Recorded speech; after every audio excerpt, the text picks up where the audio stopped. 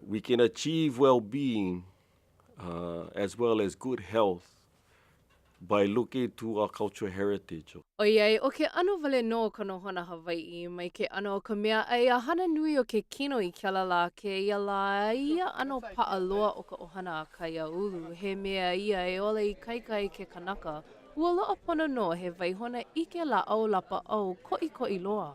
First of all, it was a very scientific practice. And everything from orthopedic la'au to the medicinal la'au to spiritual to obstetrics and gynecology. I mean, it was all represented in different practices of la'au. O iai he kauka a he Hawaii o ka vika, nui kona make e ho'ohui ia ka ike ku'una a me ka ike o ke iao no ka la'au lapa au. We look to integrate so that we work very closely with traditional healers and dispel those distrusts.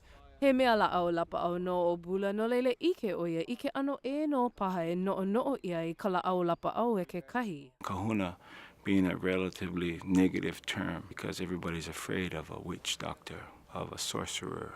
A ka o ka pauhopu nui o ia ka hana like o ka po'e no ka pono. We definitely have to see all the aspects of healing. And say, look, everyone is a member of that team, whether we're a community health worker, traditional practitioner, physician, nurse or nurse practitioner, everyone has a role. A he kule ana no ko ka kōma ka pākahi no ka pono o ka nui. So we got to return back to that concept, to Malama Aina, right here. This is the land we got to take care of. Without the health, there's no way you can complete all of the tasks at hand.